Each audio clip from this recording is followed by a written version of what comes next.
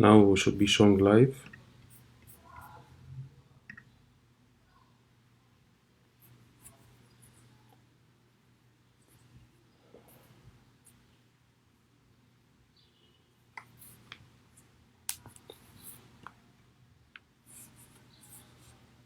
You have 10 minutes to start.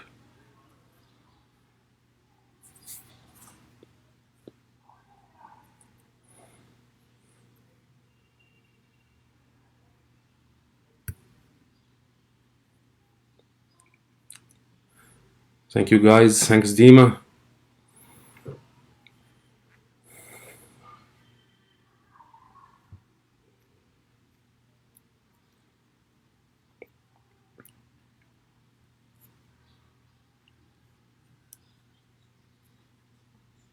Salam.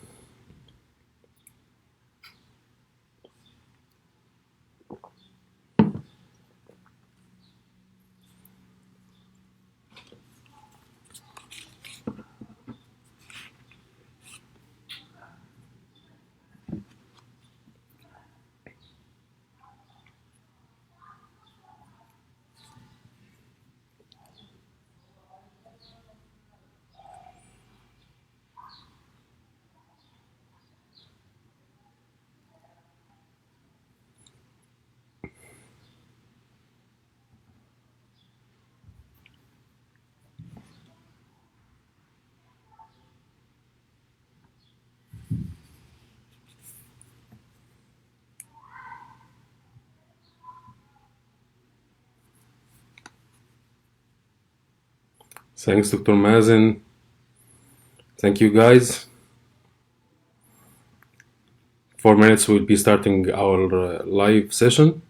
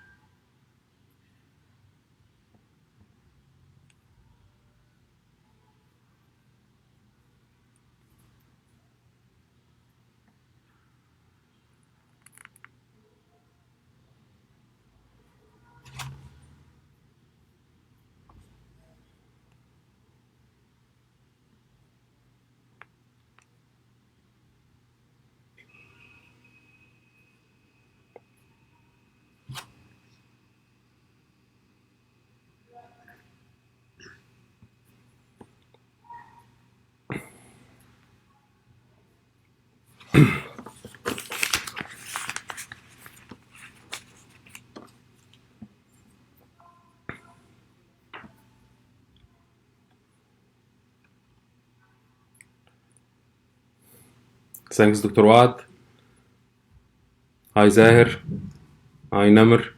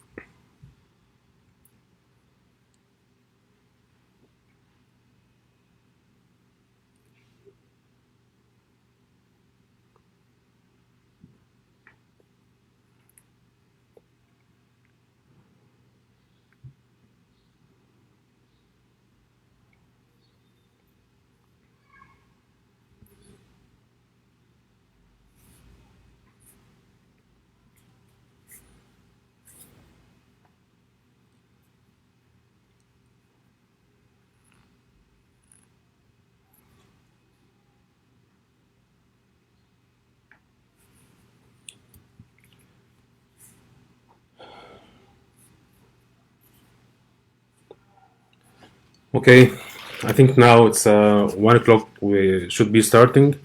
Hello, everyone. Hello, dear friends. This is محمد الزعفراني from Egypt, and today it's my pleasure to be with you in this live webinar.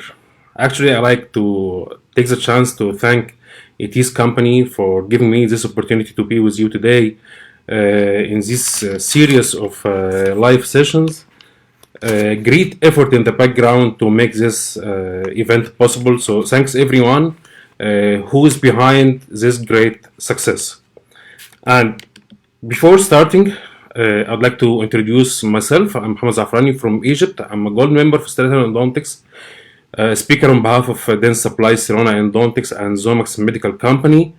I'm a director of endodontic program at MedLink Dental Training Center. Also, I'm a clinical trainer in Delta Plus Delta University for the clinical attachment program. And before going to my talk today will be about perforation, but I want to focus on a very important point. Many times on different educational platforms, in social media, in congresses, in dental conferences on ground, we can feel the fight between endodontist and implantologist. As if we are going in two different ways, which is not a reality. Endodontists are doing great job trying to save teeth, doing treatment for management of mishaps, but sometimes we take it to quite extreme level, saving hopeless teeth or trying to save hopeless teeth. Doing treatment in a teeth which should be extracted and implant take place. After doing treatment, the tooth break down, start to have some bone loss, some bone resorption, and now situation become more difficult to the implantologist to place his implant. Now situation become more challenging. On the other hand, some implantologists also prefer to extract some teeth which could be saved by conventional endodontic treatment. It's not because endo is not indicated, but because this is a treatment I can do. So we're not offering post-treatment equal, either for endo or for implant. However, we are running in the same circle. We are healthcare provider. That's why we should provide treatment options equally. Endo and implant are not a competitive therapy. They are a complementary treatment options. So it is very important to implantologists to know about endo, also endodontists to know about implant, and which time, according to the clinical judgment, which time should be the treatment option to be done. Now I go to my topic. Topic is about management of endodontic perforations. My lecture will take you from some basic knowledge to the most advanced situation and how to manage this situation in your daily practice.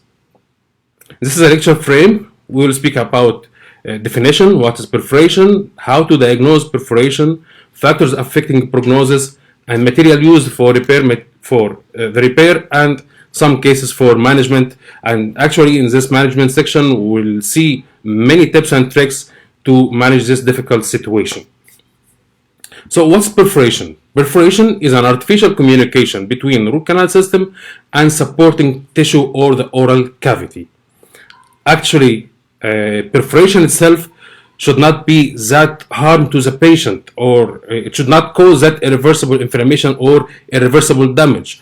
Using files or pairs causing perforation, causing mechanical trauma to the supporting structure, this should be a reversible process. But the problem is the bacterial invasion to the perforation site. When bacteria invade and suppuration happen, abscess formation, sinus tract, and bone loss, this media and this situation is not that good for our root repair material to be in place and complete the healing process.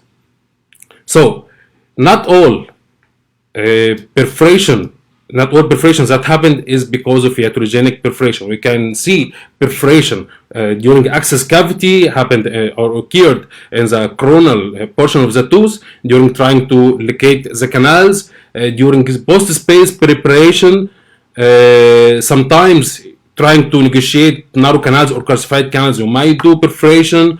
During removal or retrieval of separated file using ultrasonics in improper way, you might end up also by perforation. All these reasons are iatrogenics, means it's caused by the practitioner or the clinician. However, we have also some pathological reason for perforation, like internal or external root resorption, coronal decay that might extend to the bulb floor. As we can see in this case on right side, we can see a radiograph. Here is internal resorption that clearly seen or clearly showing it's extended to the supporting structure or the periodontium. On the radiograph on the left, we can see the internal resorption, but it is not clear in this radiograph if it is perforating or not. Here comes the role of cone beam CT. I'll show you now the CBCT for this case. As we can see here, in mesolingual canal, we have internal resorption, which is not perforating.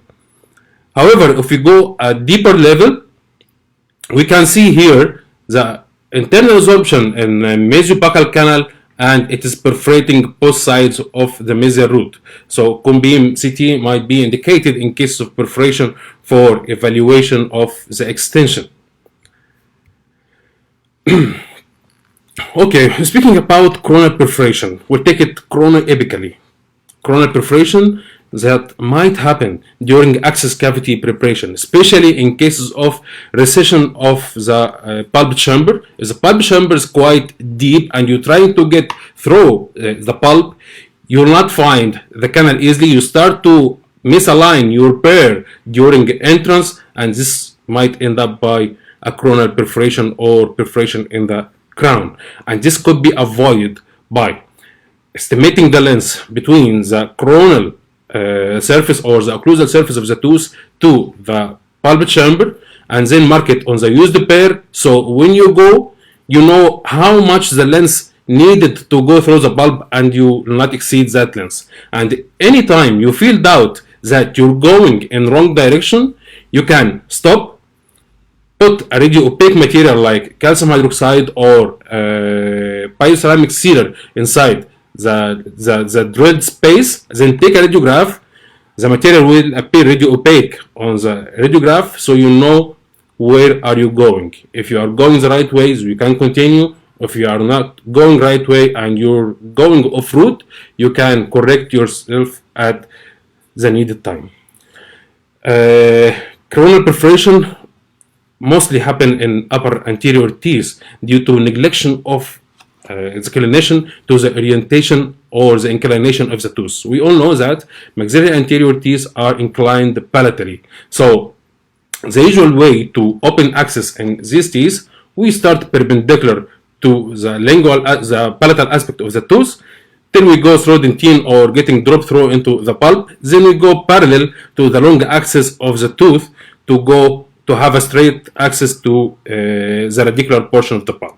But if you did not respect this anatomy or this inclination, you might end up by perforation to the coronal portion of the maxillary anterior teeth.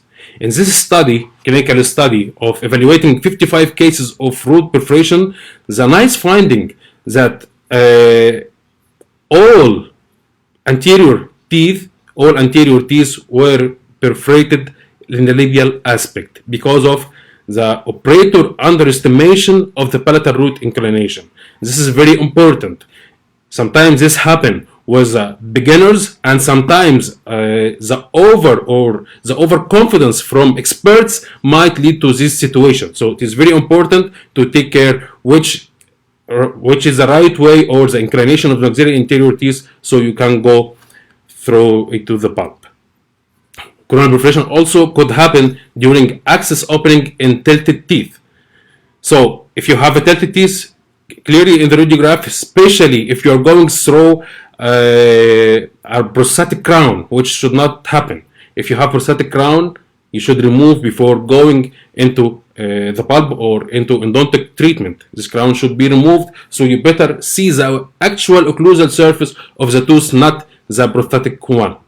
So if you go perpendicular to what you believe in patient mouth and the occlusal table, you might end up by perforation, while you should analyze the periapical radiograph, check how is the inclination of the tooth, and go perpendicular or parallel to the non-occlusive tooth, so you'll be in the right direction. So it is very important to pay attention to tooth inclination during access cavity preparation. What about floor perforation? Floor perforation mostly happens during trying to locate hidden canals, or you're in the pulp space, but you're not able to locate one of the canals. So you start to neglect the floor map, which guide you where are the canals, and you start to dig into the floor, ending up by perforation. Here, here comes the advantage of using magnification, either loop or microscope, to locate these hidden canals. It's very important also to take care of the anatomy, look well to the anatomy. Where is the mesial canals? Where should be the distal canals? Knowledge of the anatomy will help you how to do great job and do access cavity in these cases without causing or perforation. Floor perforation also might happen during post placement, like we see in this case. This is a misaligned post or post which poorly placed, here perforating into the floor. We all know that lower molars may represented by 3 canals, 2 mesial, 1 distal, or 4 canals, maybe also 5 canals. But what if you know that some mandibular molars, like lower first molar or second molar, might exhibit lower number of the canals? It might come with 2 canals, 1 canal, or either C-shaped canals. The percentage of 2 canals of lower second molar range from 3.5 to 20%. So if you are dealing with a case like this is lower second molar. This is referred to me because dentist was not able to locate the third canal, which is the mesolingual.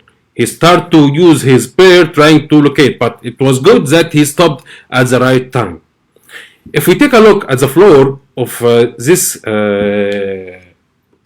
lower molar, there is no guide to tell me I should clear here, or do reduction here. If I have another canal in the mesial root, it should be in the same entrance. So no need to dig here. The floor map is clear. 1 canal mesial, 1 distal, and the floor map clearly guide that there is no other canals in other places. So no need to this dig. That was good that the dentist stopped at the right time without causing perforation. This is the case. It's only 2 canals in lower second molar. Again, the dark side of social media. MB2 is always there. Please take care of this kind of statements. MB2 is always there.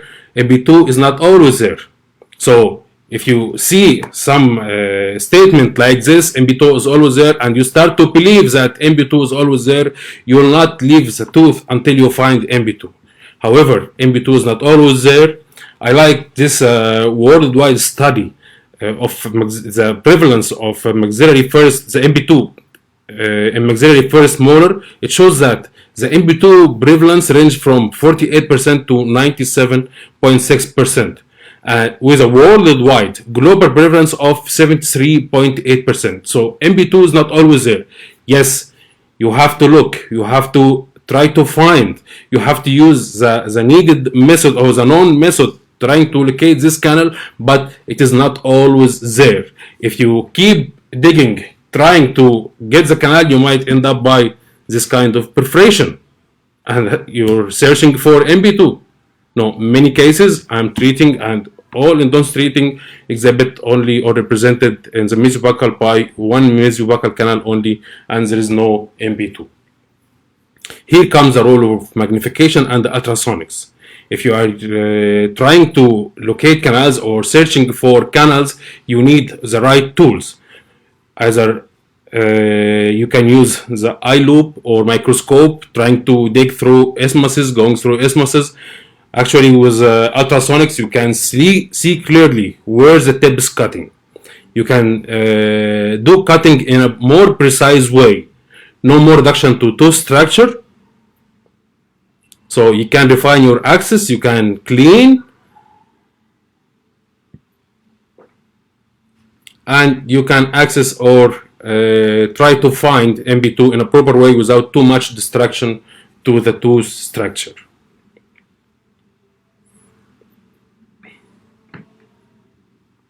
Here we can see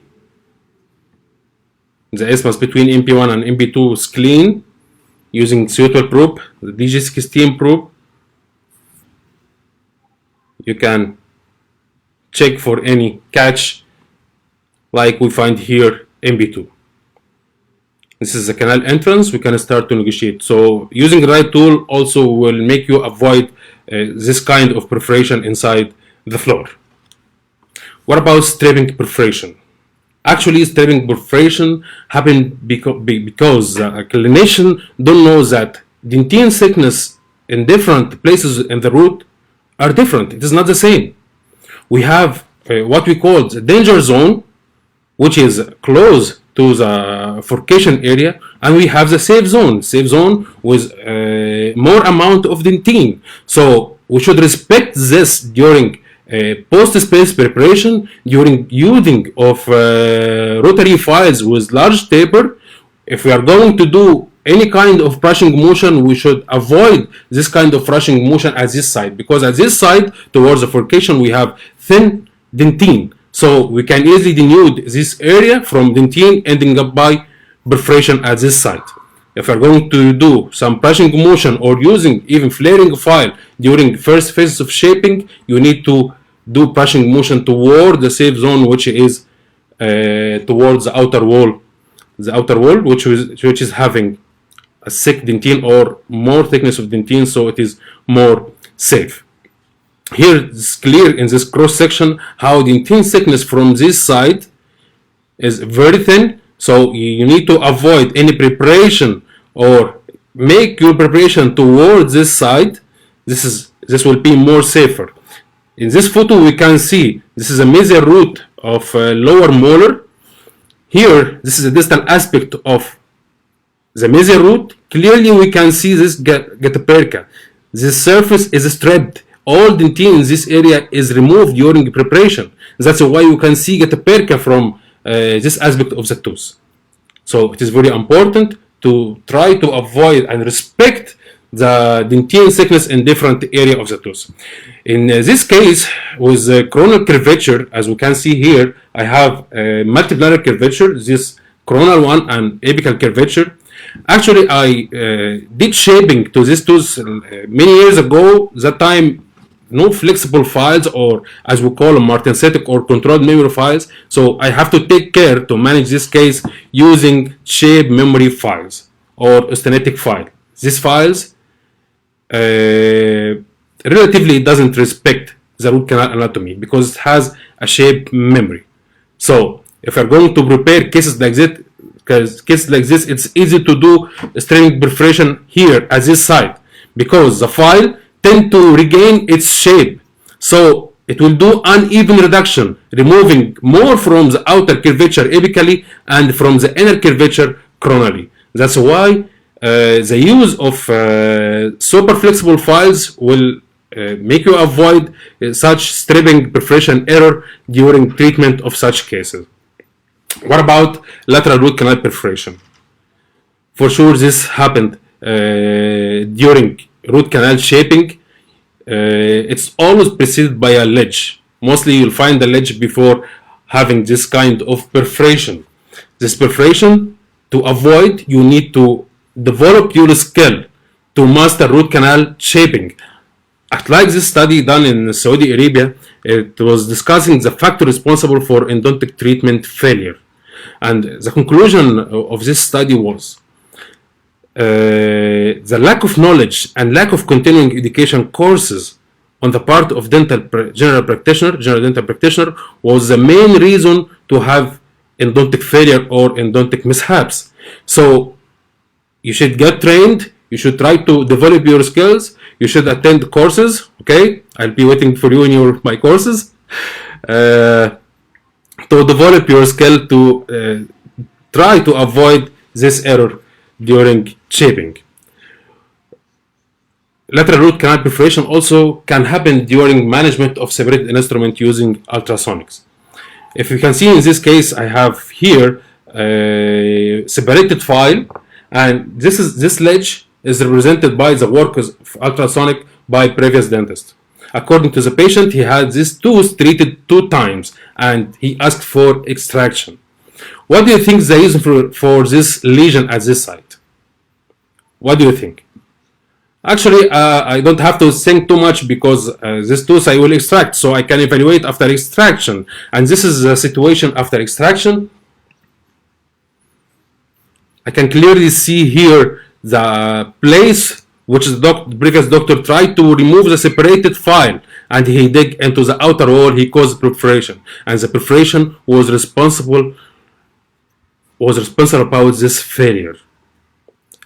I would recommend in cases like this, we have a type 2 canals. If I have separate instrument in this canal and already you can bypass it, or already it is bypassed from the other canal entry, leaving this instrument in place and obturate above the level of the file, I think we might have a better outcome than trying to retrieve this file from the root causing perforation. This is a perforation. Here I place the file and I took a radiograph to make it more clear where is the perforation, and it was evident that perforation during the use of ultrasonics affects the treatment outcome, and at the end we extract the tooth. In this case also we have separated instrument in this lower molar with long root. We can see that we have a lesion at the mesial aspect of the tooth. The lesion represented also by a perforation.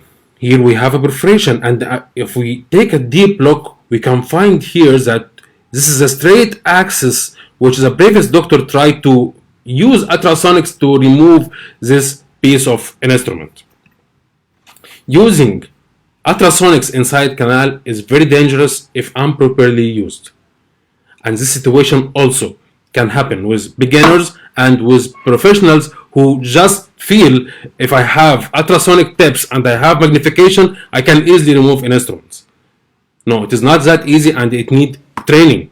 So if I use ultrasonic tip this way without magnification, I might end up by perforation. Now I have a complex situation. I have a perforation and separated instrument. I need to deal with both. But if I'm using the ultrasonic tip under proper magnification as a microscope or loop, if I have separated instrument in the coronal 1/3, I might give a proper treatment for the patient with good quality.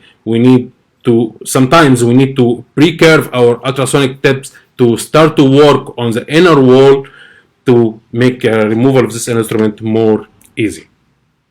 So, what are the prognostic factors or factors that affect the prognosis of endodontic perforation? We have many factors: time, size, site, and the preoperative periodontal probing. For sure, the skills of clinician and the clinical judgment also affect the prognosis of endodontic treatment.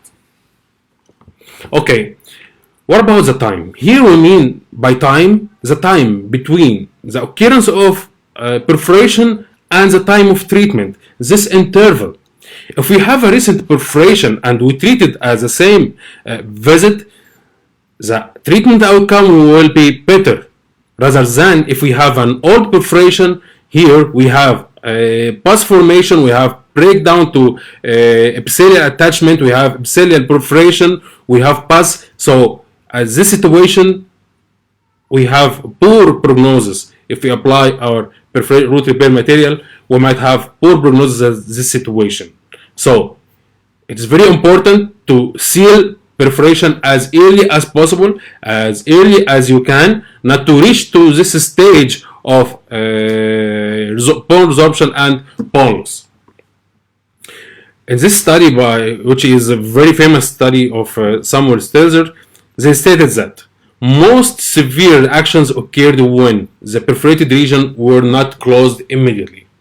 Most severe reactions occurred when the perforated regions were not closed immediately. That's why it is a prognostic factor. Time is a prognostic factor. It is better to seal the perforation as immediate as possible. What about the site? We have coronal, cervical, apical perforations. The worst scenario is that if we have a cervical perforation at the crystal area is called the critical zone. If you have perforation at these areas, the prognosis is not good because of the proximity of these areas to the sulcus, to the periodontal, to the periodontal, because of proximity of this area of perforation to the gingival sulcus. So you have a communication between area of perforation and oral fluids and bacteria. So this might affect the prognosis, and also it will lead to, mostly will lead to washout of the repair material. However, having an apical perforation would be having better prognosis. So here in these areas, application of root repair material might be easy, but it will exhibit or represent poor prognosis. However, more apical perforation might be difficult in application of root repair material, but it will show better prognosis. Here in this study about classification and treatment choices based on prognostic factor, it shows that close proximity of the perforation to the gingival sulcus can lead to contamination of the perforation with bacteria. And crystal area might be also apically. In cases of gingival recession, you might find it more apically. Here, as we see, if we have a perforation at this site, we have close proximity to the gingival sulcus, so prognosis is poor. However, here we have a large space or big space between the gingival sulcus and the perforation. So in this case, we have a better prognosis. What about the size of perforation? For sure, small size perforation shows better or good prognosis rather than big size perforation. In this study by Fabio Gorni et al., it shows that perforation with size less than 2 mm show no failure after treatment. However, with size 2 mm to 3 mm, it shows 6% of failure, and larger than 3 mm, 16% of failure. So from that also we can evaluate the treatment before starting. We can know how is the size of the perforation, where is the location, how long time between the perforation occurrence and the treatment. By that we can judge how is the prognosis of the treatment. One more factor also is a preoperative depth of probing. Probing more than 4 mm close to the perforation site will show poor prognosis in case of perforation. That's why positive periodontal probing, the preoperative positive periodontal probing, result in higher risk of recurrence. So we can summarize the factor affecting the prognosis of treatment of perforation, like perforation location, time of repair, and size. We have favorable prognosis if we have a perforation apically, if we did immediate repair to the perforation, if we have a small size perforation, and we have unfavorable prognosis if we have a crystal or cervical perforation, if we delayed the treatment of perforation, and if we have it large. How to diagnose perforation? Now we know how perforation happens, how the prognostic factors that determine the treatment outcome in case of perforation. Let's see now how to diagnose endodontic perforation. First, by radiographs. We can see here in this pre-apical radiographs, in this is a fiber post. It's shown clearly the fiber post with a lesion related to the place of the fiber post. In this metal post also present infarction. Here we can see the digging inside the floor of the pulp chamber ending by perforation, and we have here also breakdown or bone loss. Here also we can see that the previous dentist started to dig using bears inside the mesial root, trying to locate the mesial canals, so radiograph can could help for sure to diagnose root perforation. Clinical inspection, and here magnification might show a great importance of inspecting floor of pulp chamber, or maybe sometimes in the root we can see the perforation clearly. Placing getaperca or file inside perforation and take a radiograph. By that also we can confirm if we have perforation or not. Sometimes you work in a regular way, you don't have a problem, and you're surprised by presence of blood. You start to think this from the pulp tissue or this is a perforation. At this time you can stop, especially if you feel that you are having a blood shorter of the working length. You can stop, place file or get a Becker cone to confirm that you have a perforation. Apex locators also is of great importance. It could help you to diagnose if you have perforation or not. On the right side, I'll show you how the apex locator should behave in cases of normal canal without perforation. When you place the file, as you go deeper, you have a gradual decrease. Let me show it again. You'll find this teeth, you go deeper, you find gradual decrease in the reading till you reach to the apex. However, in cases of perforation, when you place the fine perforation, you'll not find this gradual decrease. Suddenly, you'll find that your apex locator will show that you are outside the root or you are in perforation. So, apex locators would help you to diagnose also a perforation. CBCT. In cases like this, if you have a case like this and you start to evaluate the treatment, in this case, you have short obturation. Seems to be easy. You remove this getaperca reaching to the working length, but the problem that in CBCT we have another dimension. We can see that this is not in the canal. This is outside. This is a perforation. So CBCT also is of great importance to diagnose perforation.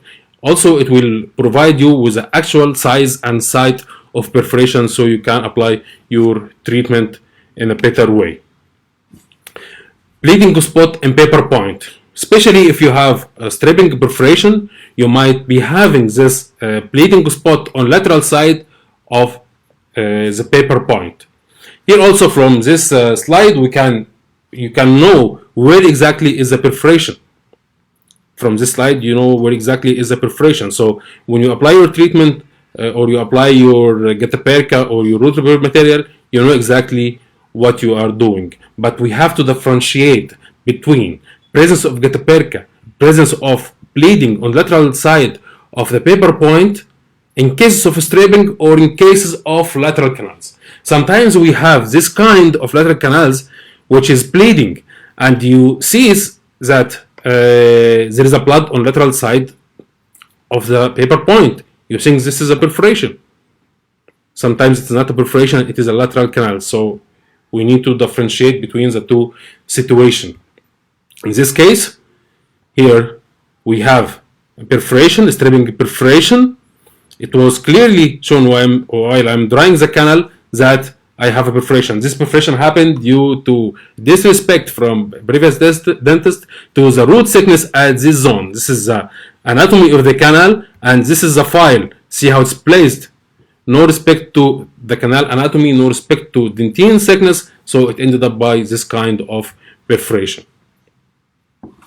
I showed you many types of perforations and how to diagnose and how to know that you are dealing with perforation. Now we'll speak about the material used for perforation repair. In this article, a review article about perforation repair material, they showed more than 23 material were already used for perforation repair. But nowadays we are using the calcium silicate cements. For me, I'm using MTA. It is a calcium silicate based material. MTA has high pH, which show antibacterial properties and biocompatibility. It is a material which is dimensionally stable, so it provides better sealability at perforation site, And mostly when you are dealing with perforations, we have like moisture, maybe bleeding. That's why we need the hydrophilic material to sit in the presence of moisture. So MTA is preferred. Sometimes I'm using also bioceramic, the putty material, not the sealer, just to confirm. I'm using bioceramic putty material, and biodentin also could be used. But it is not enough to have the material and the perforation. You need a carrier to deliver MTA to a perforated site. And for carriers, we have different types of carrier, Dovgan carriers, map system. For me, I prefer the use of map system. MTA is a material which we can apply in many situations. We can use it as an apical plug for lateral root perforation, for apexification, for pulp capping, partial pulpotomy. So we need a tool that can help us to deliver the material in the needed place. It is not enough also to have the material and the carrier. You need some accessories like plugger to adapt the getaperca to perforation site. You need some micro brush for better adaptation of material as a perforation margin. I'll show you some cases where we used all these tools for sealing perforation. And sometimes also we need paper points for compaction of getaperca, especially if we have too much of moisture at the perforation site. You might need to adapt your material using paper point, so any excess moisture you can absorb. In some cases, and I feel like I need that material, which is fibrin, gelatin, or collagen sponge, which is a resorbable material.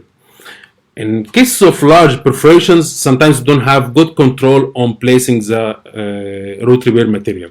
That's why we need a matrix. We need a matrix to place below the perforation margins. Then we can adapt our MTA or our root repair material to that site, so we'll be having better control of material application. And this sponge is resorbable. Within 2 to 3 weeks, it will not be there. I'll show you in this case of open apex how we apply this sponge, and the same way we can apply in cases of perforation. This is a collagen sponge. After determining the working length and where I should apply, till which length I should apply my apical matrix, I marked the length on a plugger. I started to push the material, to push the sponge to apical to the perforation margin, and you should confirm that all the sponge, all the fibrin present apical to the margin, not inside the canal. Inside the canal, it will resorb, so it might provide leakage. I need to adapt the material apically, confirm that it is below the margin of perforation. This way, I am having good apical matrix or good matrix. Same technique we can use for lateral root perforation. This is the MTA, and we can see clearly here in this plunder pass apex, I have good control on MTA placement, followed by getaperca placement over the MTA. I want to focus on one important point here regarding the disinfection of perforation site. We can use sodium hypochlorite. I prefer using sodium hypochlorite at low concentration, like 2.5 to 3%. Just you need to flush the site of perforation. You need to remove the granulation tissue. You need to remove the organic component of the tissue which might present in a perforation site. So I like to use sodium hypochlorite in low concentration just by flushing to the site. No positive injection of the material of the irrigant inside the perforation. And one important point in cases of lateral root perforation, you need to use your lateral vented needle in an opposite direction to perforation site. So if I have perforation in this area, I have to confirm that my vent is in the opposite side, because if I place it and it is the same side as perforation, I might push the material or force the material into the protentium, causing a hypochlorite accident. So it is very important to avoid this situation. Now we'll go through some cases. We'll see some cases of coronal perforation, some cases of floor and lateral root perforation. After that, we can take question. Yes, we can take questions and reply. Okay, this case we have coronal perforation here and growth of gingiva inside the perforation. In cases like this, we need to do excision to the overgrowth gingiva inside the tooth. Just we need to remove. Excision could be done by excavator. After that, we need to protect our canals, and that time we can't use MTA for sealing perforation in the coronal portion. We need to use material like glass ionomer or composite. We just need to place our matrix here and deal with the case as a carious lesion. At this side, after cleaning, just place your matrix, your wedge, and start to adapt your restorative material, either glass ionomer or composite, at this side. And this is the situation. We have the material sealed. Now canals are ready to be cleaned and shaped. Sometimes in cases of coronal perforation, we might need to do some sort of crown lengthening to respect the biological width. If we're placing material at this side, we need to respect biological width. Another case where we're having getaperca extended from the perforation site into crown into the bone. So at cases like this, we need to after removing the crown, for sure, we need to pull this piece of getaperca very gently. Don't do forces while you're pulling, so you did not get this getaperca cut inside the bone. What happened with me is that I got this getaperca cut. Here it got cut during removal, and here I did my build up. I treated perforation with composite build up because I was having good control on moisture. And this is the case. Perforation is sealed. This piece of getaperca removed after that by flap surgery before fabrication of crown. And this is the case. We have treated the perforation, the coronal perforation. We have did good endodontic treatment to the patient without any complication. What about cases of floor perforation? I'll show you 3 cases of floor perforation and how we deal with this kind of perforation in different way. This case was referred to me because dentist did perforation in the floor of the pulpit chamber of this lower second premolar with 2 roots. This is the situation. This is the canal he already detected. This is the perforation site, and for him, as he was not using any kind of magnification, he could not locate this canal. By magnification, it was easy for me to locate the other canal. So now I'm having 2 canals, and this is the perforation in between. By the way, while he tried to remove this getaperca from the perforation, he got some piece of getaperca cut. Actually, we don't need to deal with this getaperca now. Getaperca should be sterile at the time he tried to take working length by this getaperca or try to estimate how is the situation using getaperca. So unless it is not causing a problem, we can leave getaperca in place. This is after placing MTA, applying MTA to the perforation site. Okay, now I have 2 options. Before this situation, I have 2 options. But for sure, I need to repair the perforation as fast or as immediate as possible. The 2 options, either to protect the canals by some sort of Teflon tape or paper point during application of MTA to perforation site, or protect the perforation site by Teflon during obturation of these 2 canals. In this case, I'll show you what exactly I did.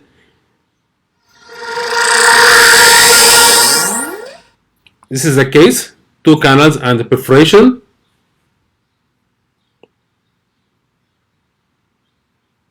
Now I place paper point inside the perforation just to show you that this is a perforation, not a canal. Here is bleeding. Okay. Now I will protect the other canals using paper point. For sure you can protect it also using Teflon tape. First canal, the second canal. After placing paper point, I need to confirm I have good access to perforation site to apply my root repair material.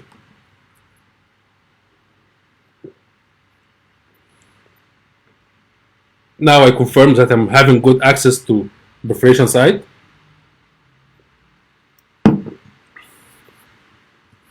I'll start to apply MTA using map system. First increment.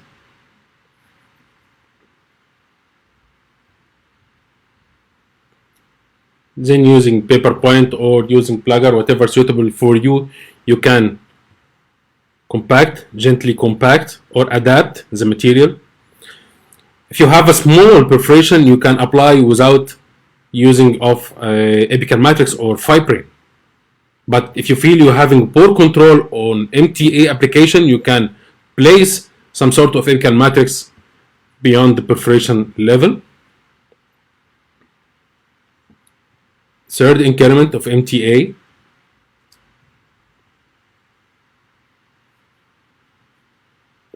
Now by use of micro brush, I can adapt the material better to perforation margins. Now I'm ready to remove the paper points from the canals. I place wet cotton pallet, temporary filling, and next visit I confirm MTA has set. Then I apply my obturation and two posts placed in place. Another case of floor perforation. When this patient came to me, actually my first treatment option for this patient, I offered to him to do extraction.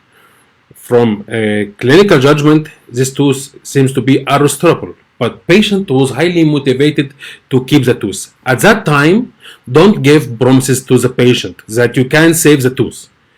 First, you need to remove the caries, check how is the perforation, check if you find the canals or not, then you can start your treatment. In this kind of situation, for the patient, do more but promise little. Do more to save the tooth, to make it live for longer time, but give the patient little promises, because from the site and the size of perforation, you can say that you have a poor prognosis. In this case, I did evaluation under split dam, remove the caries, refine the perforation site. Now I need to locate the distal canals. Here also, if you can see here the dentist used a bear trying to locate the hidden canals or the mesial canals, which he was not able to locate. Now I located the distal canals, I have perforation site. Now I have either two options, either to protect the canals during perforation repair or to protect the perforation site during obturation. Here I placed sterile Teflon to the perforation site. I finished obturation to the canals, and I placed like a flowable composite, just thin layer flow composite over the guttaperca. Now I have only the perforation site I need to repair using MTA, and it was easy to apply MTA in this situation. And this is a final restoration or final coronal seal, and this is the case. Another case of floor perforation. This is a bone. If you can see here, the dentist tried to locate distal canals.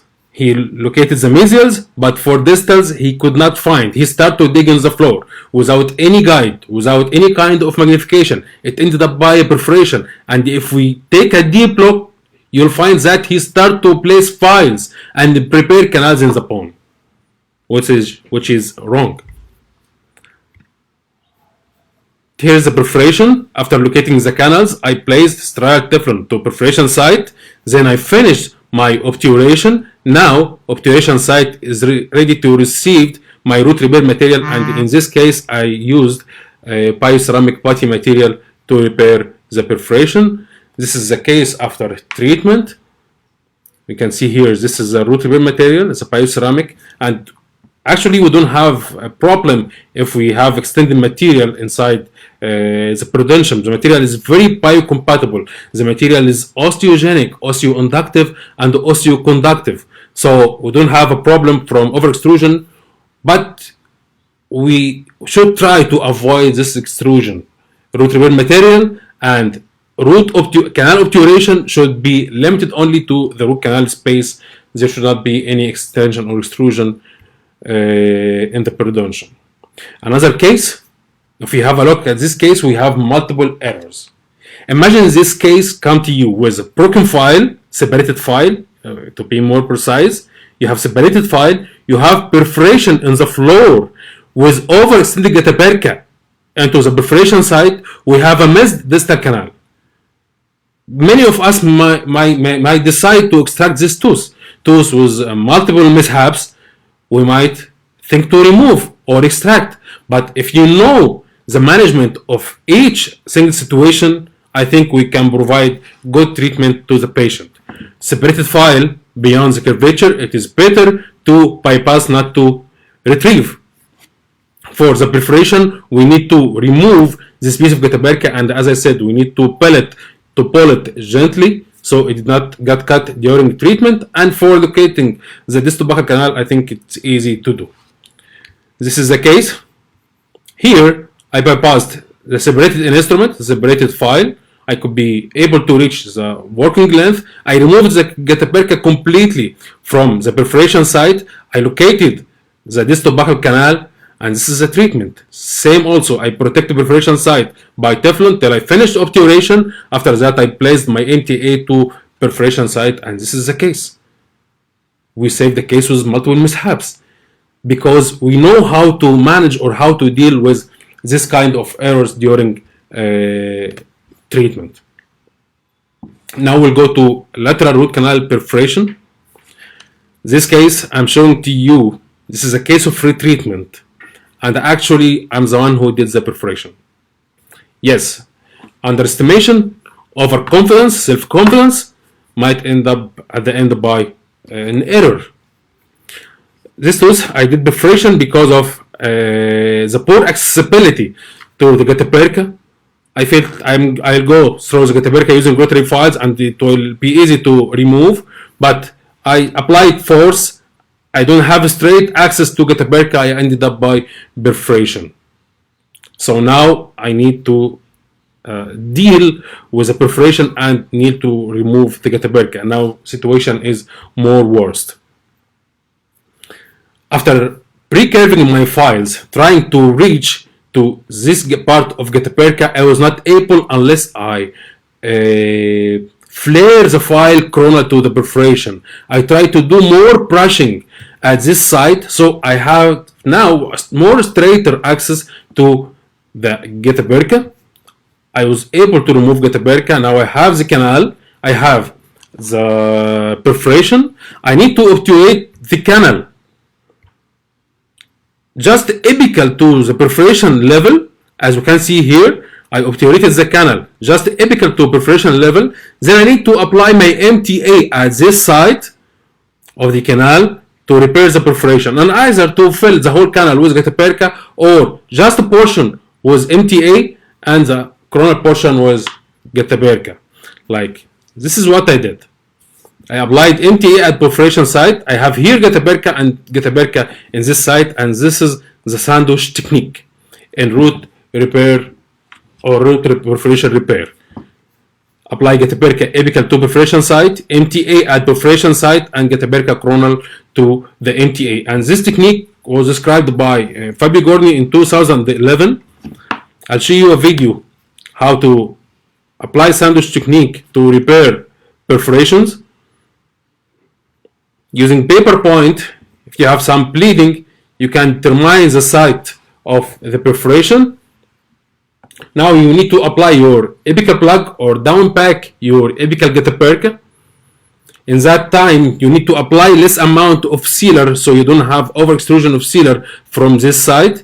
Just down pack getaperca apical to the margin of the perforation. And using map system, you can apply MTA at that level using plugger or micro brush. You can compact or adapt Getaberka MTA. Second increment, this is at perforation site. Then you can adapt your MTA. Now you have sufficient thickness of MTA at this site, so the material will be more stable. Then you need to backfill the coronal portion of the canal with thermoplastic Getaberka injection. This is a sandwich technique. Another case, and I'll show you some tricks also in this case, how we manage this kind of perforation. This perforation, the case is referred to me with this Getaberka.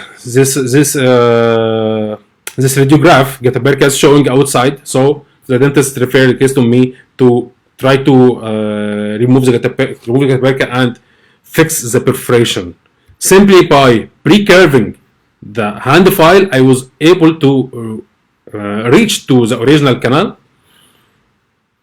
Okay, here I can prepare or expand the glide path to size 15, size 20 manually. But what if I want to shape this apical portion using rotary files or nickel titanium files?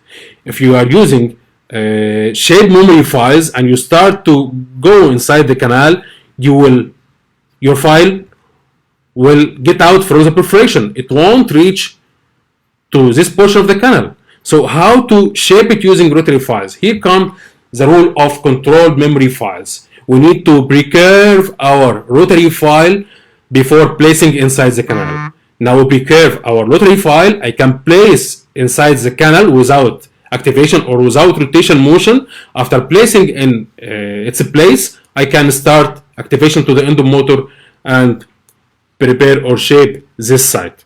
At that time, you need to do this motion in short strokes. Don't take the file up and down in long strokes, so you might get out again from the perforation site.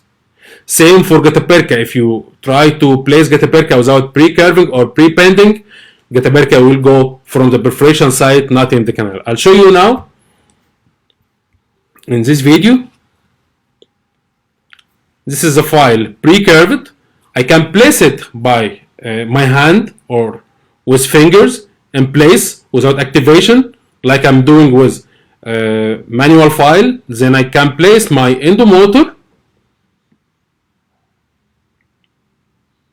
my handpiece, and start to shape the canal, as I said, in short strokes.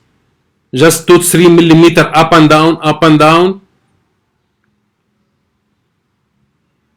So you can shape the apical portion, or you can go directly placing the file inside the handpiece or the endomotor. It's also pre-curved. This is another case. Now I place the file passively in the main canal without rotation, and at that time I can start my short strokes to shape this portion of the canal, so it would be easy for me to fill the canal with Getaberka or do obturation. And this is the final radiograph. Here I have some sealer skipped from the perforation site. Actually, it should not affect the treatment outcome, but better if it could be avoided. As in this case, here, this is a perforation because of improperly placed fiber post. Here's sinus tract as a perforation site. I removed fiber post using ultrasonics under magnification. Here is the buccal canal. This is the palatal, and this is the perforation site. Here, as I have a more coronal perforation, I can protect the site of perforation by using Teflon during insertion of Getaberka in the other canal. This is the perforation, and this is the canal. I need to protect this portion of the canal during obturation of the main canal. I just get some piece of Teflon, trying to adapt the Teflon using suitable instruments. I just place it as a perforation site having more space in the canal, so I can place my master cone getaperca and adapt it. Now I'm having a space to place my master cone after protection to the obturation, the perforation site. Here is the getaperca in the canal, and this is the perforation. After that, I can simply apply my root repair material, either bioceramics or MTA, to repair the perforation. I'll show you another clinical case in which we used MTA for sealing a perforation in lateral wall of this lower molar. This is the main canal, and here is a perforation in this side.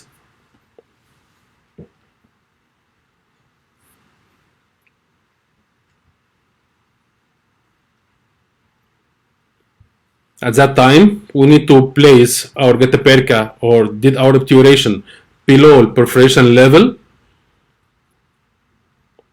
by gently applying sealer to the master cone on the other side opposite to the perforation. We try to apply our sealer. Here I applied sealer using getaperca. Some sealers are present here. Okay, I applied my master cone getaperca.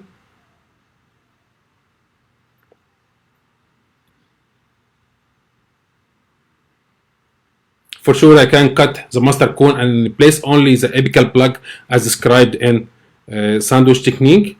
Now I am doing the down packing using suitable heat carrier tip.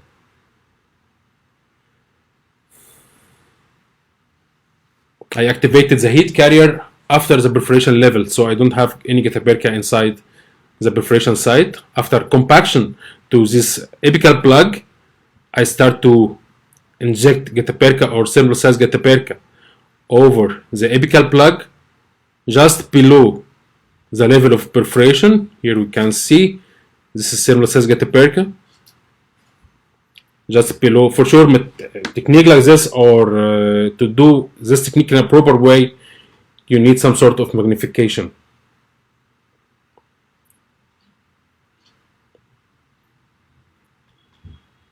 Now I compact getaperca. We can clean the coronal portion of the canal using alcohol or any suitable material if there are any remnant of sealer on the wall. Now we can apply our root repair material or MTA. As you can see, precisely I'm applying the material to the perforation site. I have good control application. I'm using the suitable tool. Now using micro brush, I'm applying my MTA, I'm compacting my MTA. So if I have sufficient thickness in the root to apply MTA, I can do perforation repair only or applying material only to perforation site without using the sandwich technique. However, I would prefer also using sandwich technique in this kind of cases. I apply my MTA, compact my MTA, adapt it.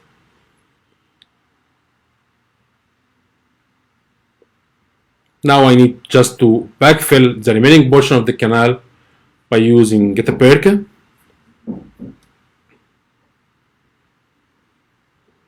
Compaction. Now I'm doing 3D sealing to the root canal system. I repair my perforation. You just need to do it till the level, till the orifice level. Just compact or adapt the material.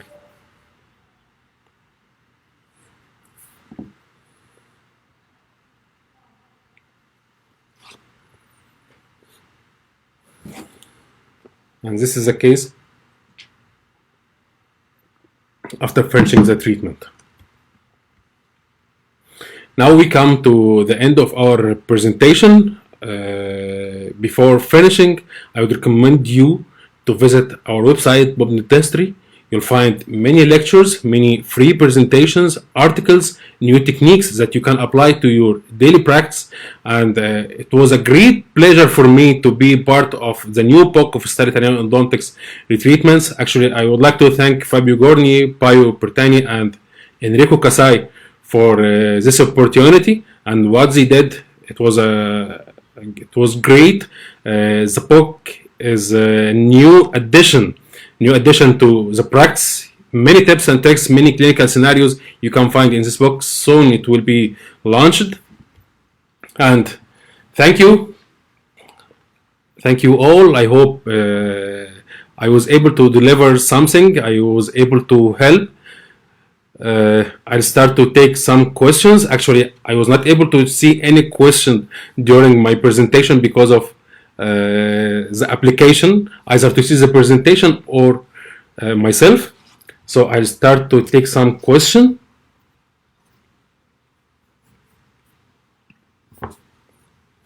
Okay.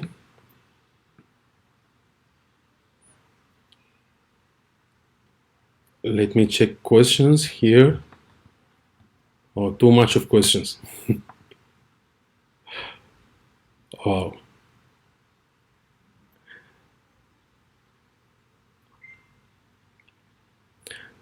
Sarah, how to manage C-shaped canal? If you're speaking about perforation, or I'll expand this first. I think now you can see me better. No need for the presentation. Okay. C-shaped canal, you need for cleaning and shaping, you need a 3D cleaning technique and activation to irrigants to be able to reach to spaces that could not be reached by files. Also, you need a 3D obturation technique to fill space, like isthmuses, like the anastomosis between the canals. If you have different anatomy or difficult anatomy not able to reach by conventional techniques, you need to use 3D obturation technique like warm vertical or continuous wave compaction technique. You can use also bioceramics for obturation of this kind of canals, but you need to clean and fill these canals. This C-shaped canal, actually it is challenging, and you need to do proper treatment for this kind of cases. Okay, I'll try to take question only related to my topic because too many questions. Okay, I'll try to check questions here.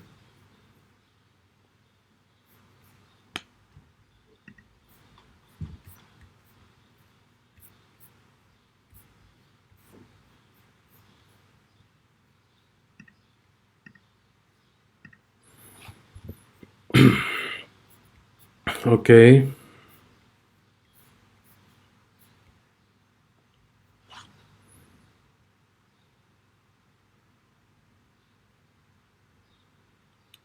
Okay, how to stop bleeding from perforation? Bleeding from perforation could be stopped using pressure hemostasis if the area is accessible, using a cotton pallet, moistened cotton pallet. You can do some pressure with this moistened cotton pallet so you can stop bleeding from the perforation. Otherwise, if you have deeper perforation, you can use like anesthesia solution with adrenaline. So you can inject, you have some sort of vasoconstriction at the site of perforation so bleeding can stop. Sometimes, most of the cases I'm seeing with perforation, which is not fresh, I can find the cases with dry site, no much bleeding. If it is fresh, yes, you have much bleeding, but I think this kind of bleeding is healthy and it should be controlled within few minutes with pressure hemostasis or just flushing the site with adrenaline or any anesthetic solution having adrenaline.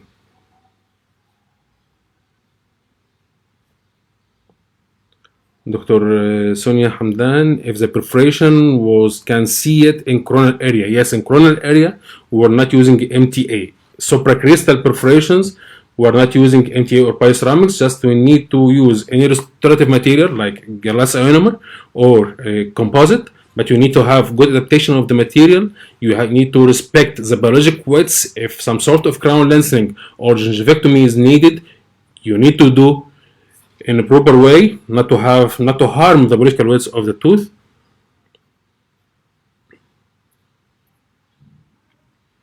For sure, you can use fibrin or collagen sponge in any kind of perforation.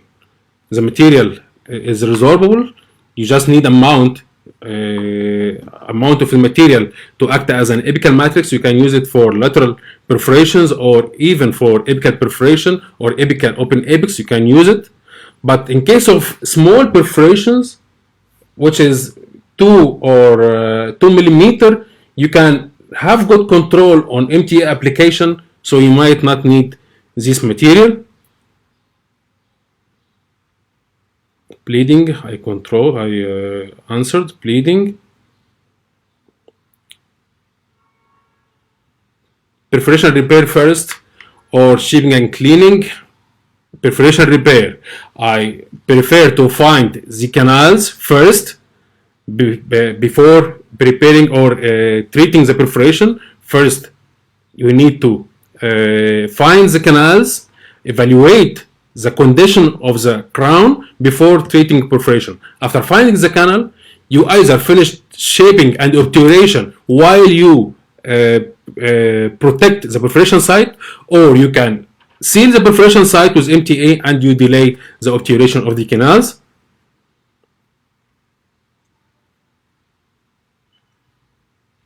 Before or after obturation? This is a nice question from Dr. Ibrahim Adil. Before or after obturation? First, the most important point is to seal the perforation as immediate as possible. It means it should be, if the site is ready for treatment, I should end the visit with perforation repair. Before obturation or after, it should be in this visit. If the perforation site is ready to be repaired, I should repair it in this visit. Before obturation or after obturation, it doesn't matter. But don't do obturation and dismiss the patient with a cotton pallet, leaving perforation site open, and dismiss the patient and call him for a second appointment to treat the perforation. No. If I'm doing the treatment on 2 sessions, the first session will be treating the perforation. Sometimes we can find pus or any separation coming from the perforation site. At that time, you need to apply like calcium hydroxide for 1 week to just change the media, change the pH in this media, so it will be more suitable for our root repair material. Then we can apply. More questions.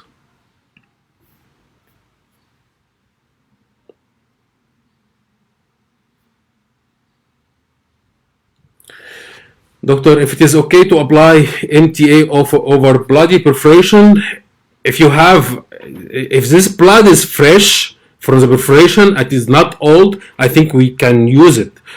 No problem with having the fresh blood at the perforation site. But if it is bleeding from an old perforation and you have already these areas contaminated, it is not recommended to use it this way.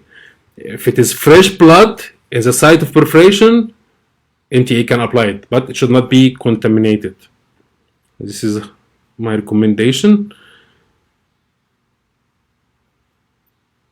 What about bleeding inside? I answered this bleeding is a perforation, apical third canal after sealing perforation. I think I showed many techniques. Okay. By the way, if you miss any part of the presentation will be available on Teeth Medical Facebook page. So if I see now any question which the answer is present in the presentation, you can go back to the presentation, find the answer to your question.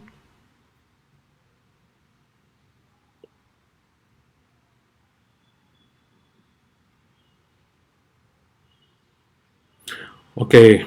If we have a small strip perforation, actually I made it during bypassing by file 15. We need PC putty or obturate with bioceramics. For me, I will seal it with bioceramic putty, not with the sealer. even if it is small. Especially if you are doing the repair in another visit. And the same visit, if it is very fine perforation, it might be accepted, but no feedback about using bioceramics for bioceramic sealers for sealing perforations. So it is better to use the material needed. The material which is recommended to be used, we have feedback, we have reviews about to seal this kind of perforation. I think still you can do, if you have very thin small perforation which is fresh, you can seal it during your preparation, during your repair using bioceramic sealer, but I don't recommend also.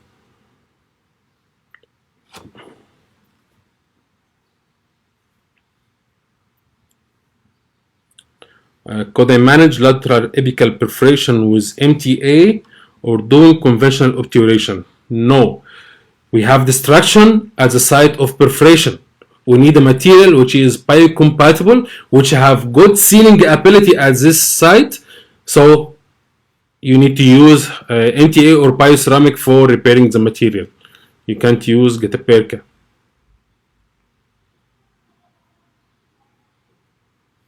Okay, I replied this question about the material for supracrystal perforation. When I see perforation before or after, already replied. Can we use biodentine instead of MTA? Sure, you can use biodentine instead of MTA. Okay. Any more question? I'm just checking question which is, the answer might not present in the presentation. Otherwise, you can go back to the presentation. You'll find answer to your questions.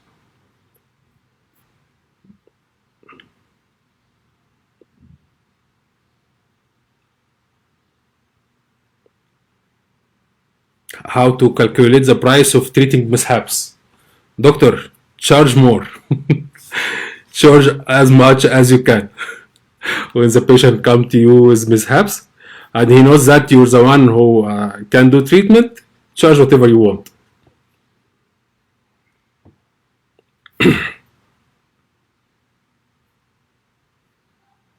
How can you confirm the sponge in the apical third? I'm having good length. The length is I know the working length. I know the margin or the level of the apex. Just I need to adjust this on my plugger while I'm compacting the sponge apical to the margin, and I need to confirm that all the sponge is apical to the margin, no sponge or no fibrin inside the root canal. So after resorption, it might cause it might be a reason for some sort of leakage. Okay. More question. Dr. Sonia, the perforation, we can see, you know. Okay, I already applied this question. I can't see any more questions.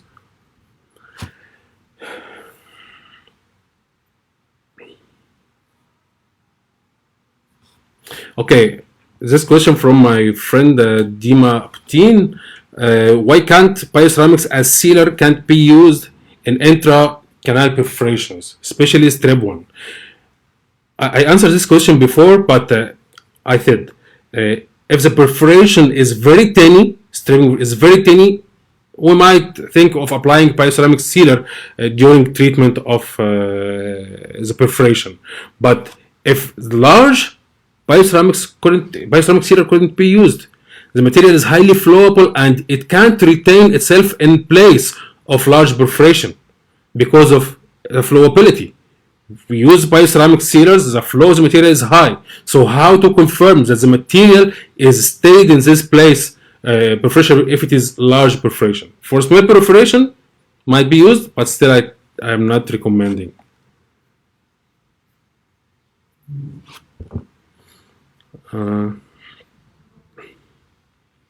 I think now no more question.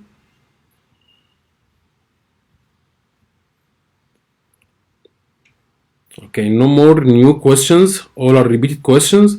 You can go back to the perforation. I'll also check the comments of on this video, and I will reply to any question or any question not answered in the presentation. I will reply to it.